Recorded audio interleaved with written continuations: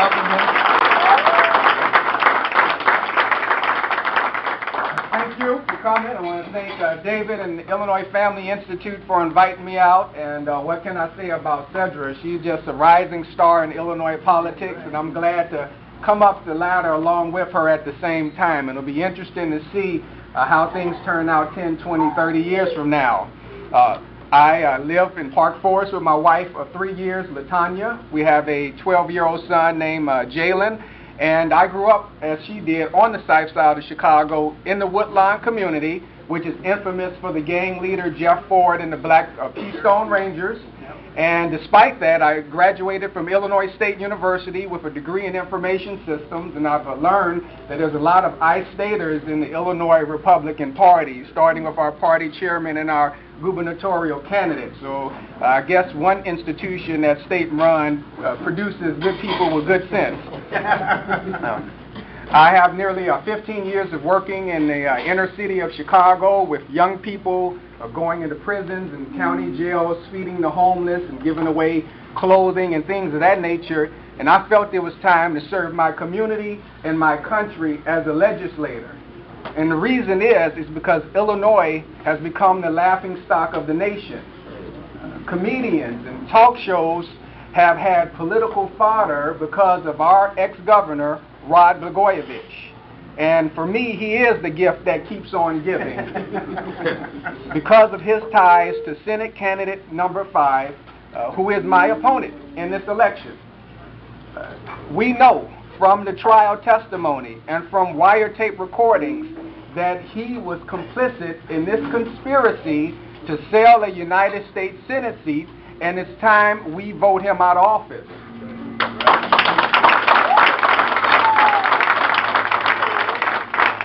And let me say something.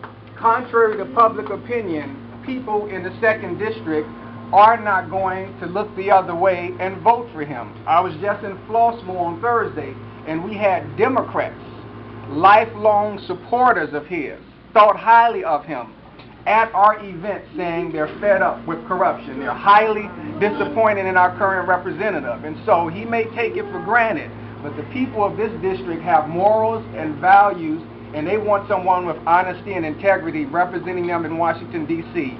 And because he has not been indicted by the federal prosecutor, we will be marching on his office Tuesday afternoon to demand that the federal government do its job and put Blago and Jacko in the jail cell together.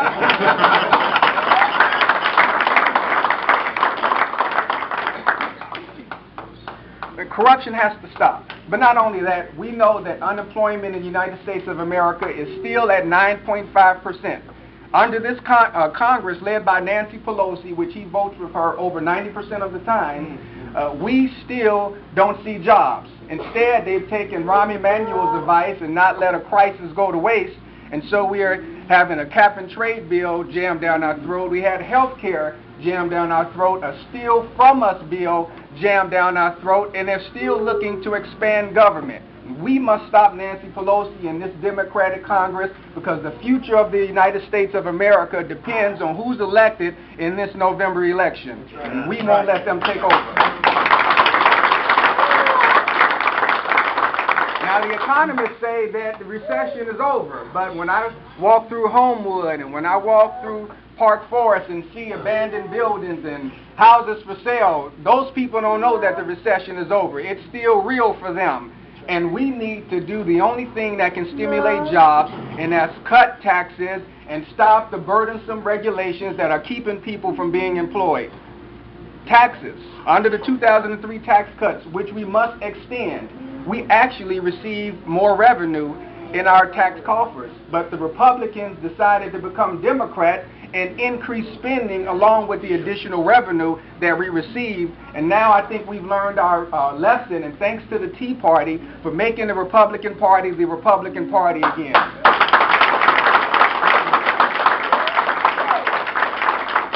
We need to extend the 2003 tax cuts, and we need to stop this deficit spending, which is giving every American who's born from this day forward a $43,000 balance that they have to pay to reduce this debt.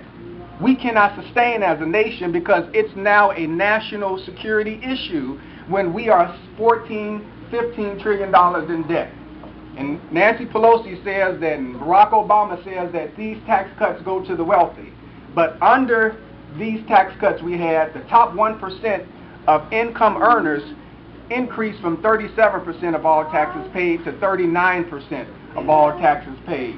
So this is not a tax cut for the wealthy. This is a tax cut for the nail technician, the person that owns the mom and pop grocery store, the record store. These people may gross $250,000 a year and be considered rich, but they only take home $40,000 because tax laws make their business revenue seem as if it's a paycheck that they're taking home at the end of the year. And we need to fix that as well as drive down this deficit. Not only do I support a balanced budget amendment, but we need legislation that says that our spending cannot be more than 18% of our GDP. Right now, we're spending 25% and upwards of our GDP. We need a law that says no more than 18% can be spent. And that's why I'm glad to have the endorsement and full support of the Independent Caucus. And very soon, they will be releasing a press statement saying that they support my campaign and they're going to do everything they can, along with the National Tea Party organizations, to help us win in November. But the reason I became a Republican, thank you. The reason I became a Republican is not because I don't know the color of my skin or what community I came from. It's because life and marriage are the two most important values I have as a Christian.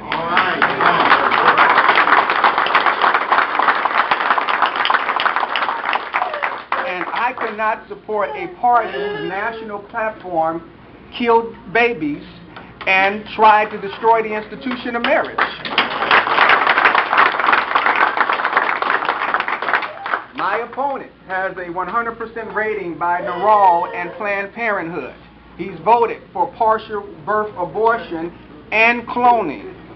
And we have a door hanger that we're putting out to show just who he is. The guy who voted against the creation of the Amber Alert, for crying out loud. He is not a nice guy, contrary to popular opinion.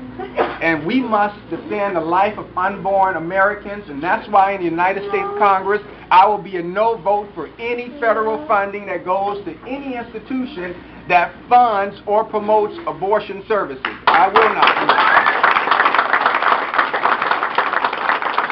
And this week in the United States Senate, Orrin Hatch and Tom Coburn introduced a bill to make sure that this health care bill does not fund abortion. And hopefully that thing passes in the Senate and passes in the House of Representatives. But the other thing, well, the whole health care bill needs to come back. Another thing is marriage. I am certain in the next 2 years, someone is going to introduce legislation to try to overturn what has been a historical, cross-cultural norm since the ages began, and that's the institution of marriage between one man and one woman. It's the only way the human race can survive. You don't need a degree from Harvard or Yale to figure out you can't have a race of people unless we have families. Families bring stability, families bring tradition, families bring morals and values that sustain a nation and a community and a neighborhood of people. And this nation was built upon Judeo-Christian values that recognize that our liberties come from God, not from Washington, D.C.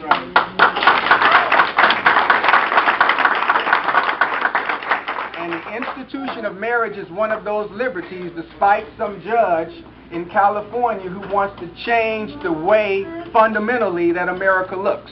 And so in Congress, not only will I vote against abortion bills, but I will also vote against any legislation that seeks to redefine marriage in any shape, form, or fashion. And that's why I need your support, because I am a candidate, and I am an individual who supports the platform of the Illinois Family Institute, and we must work together for family values coalitions to move forward. And I recently did a mailer, and we got a return envelope that said, "What does my state have to do with Illinois?"